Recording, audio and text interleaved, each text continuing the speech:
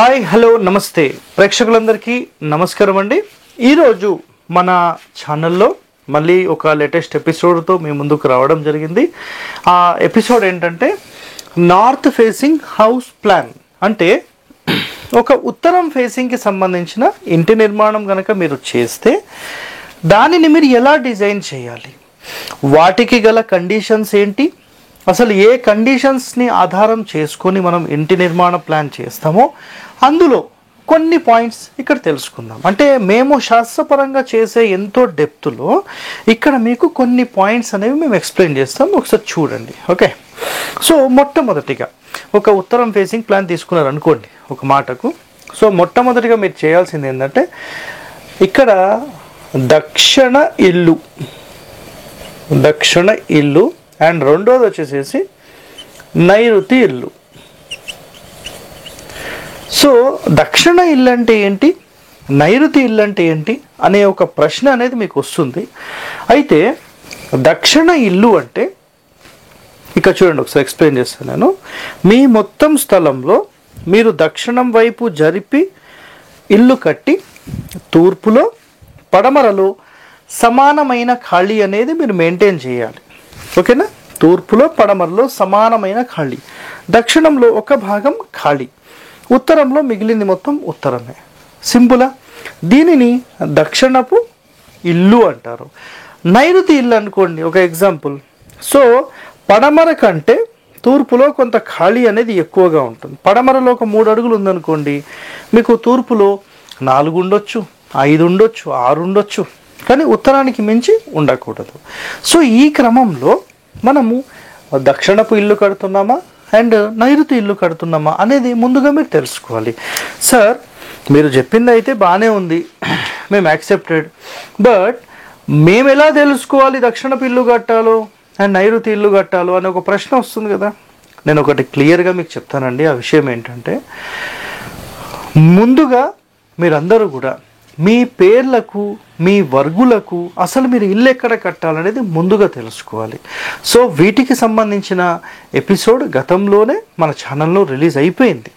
So మీరు video చూడకుండా ఇవన్నీ సగం చూసి ఎక్కడో ఒక వీడియో చూస్తే మీరే నష్టపోతారు. సో మనం ఒక శాస్త్రపరంగా వెళ్ళాలి అంటే నిజంగా అన్ని పాయింట్స్ మనం తెలుసుకున్న తర్వాత నిర్ణయం తీసుకొని ముందుకు వెళ్ళాలండి. ఇది ఖచ్చితమైన శాస్త్ర ప్రమాణం. సో మనం సగం వీడియోలు చూసి మనం సగం నేర్చుకొని మన ఇంటికి సగం ఇంప్లిమెంట్ చేస్తే 100% మీరే నష్టపోతారు. అది మీరు ఎవరి వీడియో అన్నా చూడండి. ఇవన్నీ కూడా ఇక్కడ చెప్పేవన్నీ జస్ట్ ఫర్ ఇన్ఫర్మేషన్. మీరు 100% శాస్త్ర నియమాల ప్రకారం వెళ్ళాలంటే ఒక ప్రొఫెషనల్ని సంప్రదించండి, మీ ఇంటి ప్లాన్ డిజైన్ చేసుకోండి. సో ఇక్కడ చూడండి, కండిషన్స్లో మనం వెళ్తే నేను ఈ విధంగా ప్లాన్ డిజైన్ చేస్తున్నాను.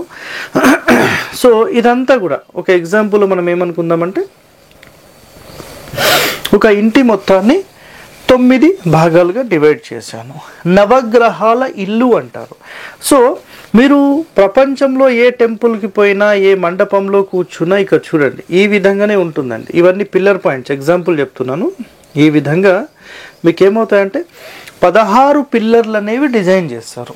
సో 16 పిల్లర్లు ఎప్పుడైతే వేస్తారో ఆటోమేటిక్గా ఇందులో 9 గళ్ళు ఏర్పడతాయి. సో ఇవి నవగ్రహాల స్థాపనకు సంబంధించి కూడా ఇది చాలా ఉపయోగపడుతుంది.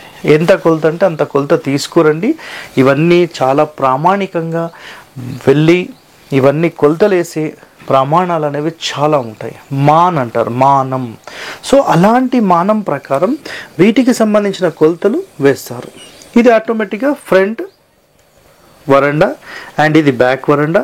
మీకు అవసరమైతే పడమర వరండా అండ్ తూర్పు వరండా కూడా తీసుకోవచ్చు. సో ఇప్పుడు మొట్టమొదటి కండిషన్ 100% గేట్ ఎక్కడ తీసుకోవాలి అంటే ఖచ్చితంగా సెంటర్లోనే తీసుకోవాలి, వేరే క్వశ్చన్సే లేవు మనకు. నెక్స్ట్ మెయిన్ డోర్ డిజైనింగ్లో ఫస్ట్ కండిషన్ మెయిన్ డోర్ సెంటరే తీసుకోవాలి అండ్ దక్షిణంలో కూడా సెంటరే తీసుకోవాలి, పడమర సెంటరే తీసుకోవాలి అండ్ తూర్పులో కూడా సెంటరే తీసుకోవాలి. మొదటి కండిషన్ అయిపోయింది. సరే, ఇప్పుడు వీటికి సంబంధించిన ప్రమాణం అయితే బాగానే చెప్తున్నారు. మరి మాది చిన్న ఇల్లు, మేము ఎలా చేయాలి? ఇక్కడ పక్కన మీ అందరి కోసం పెట్టారండి రాసి, వెయిట్ చేయండి. సో ఇక్కడ చూడండి, మొట్టమొదటిగా మీరు మెయిన్ డోర్ విత్ 2 విండోస్. మళ్ళీ ఇక్కడ కనుక మీరు కావాలంటే దీంట్లో కూడా సేమ్ అలాగే తీసుకోవచ్చు. ఈ విండోస్ అనేవి అన్ని రూమ్స్కి సెంటర్లోనే వస్తున్నాయి. సో ఇక్కడ అబ్జర్వ్ చేయొచ్చు మీరు, ఈ విధంగా సెంటర్లో తీసుకుంటాము. సో మొట్టమొదటిగా మనకి ఎన్ని బెడ్రూమ్స్ కావాలి? ఫస్ట్ కండిషన్, ఒకవేళ ఒక 2 బెడ్రూమ్స్ సరిపోతాయి అనుకోండి, వాయువ్యంలో ఒక బెడ్రూమ్, మాస్టర్ బెడ్రూమ్ ఒకటి. చాలా సింపుల్గా అయిపోయింది ఇక్కడ. నెక్స్ట్ పడమరలో కావాలంటే ఇంకో అడిషనల్ బెడ్రూమ్ కూడా తీసుకోవచ్చు, దానివల్ల ఇష్యూస్ ఏం లేవు. అయితే మీరు బయట టాయిలెట్స్ పెడతారా, ఇట్లా బయట పెడతారా, లేదు లోపల అనుకోండి ఈ మధ్య డోర్కి వదిలేసేసి ఇక్కడ ఒక టాయిలెట్ అండ్ ఇక్కడ ఒక టాయిలెట్, అవసరమైతే ఇక్కడ వరకు తీసుకొని ఇది డ్రెస్సింగ్ కూడా చేసుకోవచ్చు. ఇది డి అండ్ ఇది టీ, ఓకేనా? ఇక్కడ ఒక టాయిలెట్, ఇక్కడ ఒక టాయిలెట్. సో వీటికి సంబంధించి సెంట్రల్ లైన్ క్లియరెన్స్ అయిపోయింది. దాని తర్వాత పడమర మధ్యస్థానాల్లో 2 టాయిలెట్స్ అయిపోయినాయి. నైరుతిలో ఒక బెడ్రూమ్ అయిపోయింది, వాయువ్యంలో ఒక బెడ్రూమ్ అయిపోయింది. మీరు ఇక్కడ అవసరమైతే ఈశాన్యంలో పూజా గది తీసుకోవచ్చు. అండ్ ఫ్రంట్ సిట్అవుట్ అయిపోయింది, చూస్తున్నారు కదా, ఇక సిట్అవుట్ అయిపోయింది. ఈ తూర్పు నుంచి ఇదంతా కూడా పెద్ద హాల్ తీసుకోవచ్చు 100%. అండ్ ఇది వచ్చేసి కిచెన్ అయింది, ఇది వచ్చేసి డైనింగ్ అయింది. చూసారు కదండి, చాలా క్లియర్గా, చాలా సింపుల్గా మన ఇంటి ప్లాన్ డిజైన్ చేసేసాం. సో ఇంకా గుర్తుపెట్టుకోండి, మనం ఖచ్చితంగా మెయిన్ డోర్ ఆపోజిట్లోనే మనం గేట్ అనేది మెయింటైన్ చేయాలి. బయటికి వెళ్ళేటప్పుడు ఎడమ వైపు 1 ఇంచ్ అయినా జరిపి పెట్టాల్సిందే. అండ్ సెప్టిక్ ట్యాంక్ అనేది ఈ ప్రకారం, ఇక్కడనేమో వాటర్ ట్యాంక్. సో ఇక్కడ ఒక సెప్టిక్ ట్యాంక్, వాటర్ ట్యాంక్, ఈ 2 ప్లేస్మెంట్స్ కావాలంటే కూడా మీరు చేంజ్ చేసుకోవచ్చు అండి, దానివల్ల ఇబ్బంది ఏం లేదు. అయితే ఇందులో మీరు అబ్జర్వ్ చేస్తే మూల నుంచి 2 భాగాలు వదిలేసేసి పెడుతున్నాం. అలాగే మీరు తూర్పులో కూడా ఇవి పెట్టేసుకోవచ్చు, నో ఇష్యూ అండి. అండ్ పొయ్యి ముందే ఎప్పుడు కూడా ఈ సెప్టిక్ ట్యాంక్ పెట్టొద్దు అనేది చాలామంది చెప్తూ ఉంటారు. సో ఆ క్రమంలో మనం 100% ఈ వాయువ్యంలో పెట్టేసుకోవచ్చు. ఇంకా ఈ దరిద్రాన్ని మనం బయట పాడేద్దామంటే టోటల్ మన స్థలానికి అవుట్ సైడ్ ఉత్తరంలో ఆ రోడ్డుకి మన ఇంటికి మధ్యలో ఏమైనా ఖాళీ ఉందనుకోండి, ఒక 4-5 అడుగులు, మీరు 100% అక్కడ ప్లేస్మెంట్ చేసేసుకుంటే అన్నిటికంటే సూపర్. ఓకే, సో ఈ విధంగా ఒక సింపుల్ 30x30, 36x36 ఈ విధంగా మనం 100% డిజైనింగ్ అనేది చేసుకోవచ్చు. దీంట్లో ఎలాంటి ఇబ్బందులు లేవు. రైట్, ఇప్పుడు సార్ మాది చిన్న స్థలం, మరి మేమేం చేయాలన్నప్పుడు మీ అందరి కోసం చూడండి, సేమ్ ప్లాన్ ఇక్కడ గీస్తానండి, చేంజెస్ ఏమీ ఉండవు. సో ఇక్కడ చేంజ్ ఏముంటుందంటే, ఇక్కడ 3 బాక్సెస్ లాగా తీసుకున్నాం, అంటే 9 గళ్ళు వచ్చాయి కదా, ఇందులో కేవలం 6 మాత్రమే వస్తాయండి. ఇక్కడ అబ్జర్వ్ చేయండి.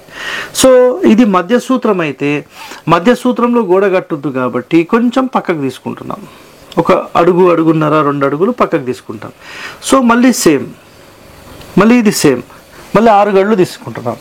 తీసుకున్న తర్వాత ఇది ఆటోమేటిక్గా మాస్టర్ బెడ్రూమ్ అయిపోయింది, ఇది ఆటోమేటిక్గా కిచెన్ అయిపోయింది. సో అప్పుడు ఈ రూమ్కి సంబంధించిన సెంటర్ డోర్ ఇక్కడ తీసుకొని, కిచెన్కి ఇక్కడ డోర్, ఇక్కడ ఆర్చ్ తీసుకుంటే ఇది సిట్అవుట్, ఇది హాలు, ఇది ఒక బెడ్రూమ్, అండ్ ఇక్కడ ఒక టాయిలెట్, ఇక్కడ ఒక టాయిలెట్, ఈ బ్రహ్మస్థానం మళ్ళీ క్లియర్ చేసుకోవాలి. సో ఈ విధంగా 1 బెడ్రూమ్, 2 బెడ్రూమ్స్, చిన్న సిట్అవుట్, ఇది హాల్, ఇది మన కిచెన్, అండ్ మెయిన్ డోర్ నుంచి ఎండ్ వరకు క్లియర్ ఓపెనింగ్. సో ఈ విధంగా తీసుకోవచ్చు. లేదు సార్ మాకు ఇట్లా కాకుండా ఇంకో రకంగా అంటే కరెక్ట్ సెంటర్ డోర్, అంటే సెంటర్ లైన్ ఎక్కడ వస్తుందో అక్కడనే డోర్ పెట్టేసేసి ఇక్కడ పెట్టుకోవచ్చు. బట్ ఇందులో కొన్ని కండిషన్స్ ఏమవుతాయంటే, అంటే ప్రమాణం ప్రకారము కొంతమంది ఎక్స్పర్ట్స్ చెప్పిన విషయాలు, గురువుల నుంచి నేర్చుకున్న కొన్ని కండిషన్స్ ఏముంటాయంటే, ఖచ్చితంగా ద్వారం అనేది పూర్తి మూలకు పెట్టొద్దు, కనీసం 1 అడుగున్నర, 2 అడుగులు అలా ఈ వాయువ్య మూల నుంచి కానీ, ఈశాన్య మూల కానీ, ఇటు నైరుతి మూల కానీ, ఆగ్నేయ మూల కానీ ఖచ్చితంగా ఒక వాల్ రావాలి. దాని తర్వాత డోర్ స్టార్ట్ అవ్వాలి. అంటే దీని యొక్క అంతరార్థం ఏం లేదండి, ఏ రూమ్ అయినా సరే పూర్తి కార్నర్స్లో డోర్స్ పెట్టొద్దు, ఇది ఇక్కడ చెప్తున్న కండిషన్.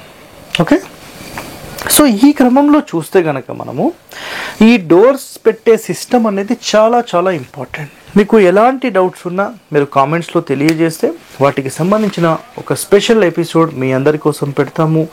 సో ఇలాంటి ఎన్నో రహస్యాలు వాస్తుపరంగా అధ్యయనం చేసి మీరు ఒక ఎక్స్పర్ట్ కావాలనుకుంటే మా ఛానల్ని వెంటనే సబ్స్క్రైబ్ చేసుకోండి, లైక్ చేయండి, 10 మందితో షేర్ చేయండి. ఓకే, ధన్యవాదాలండి, థ్యాంక్ యూ.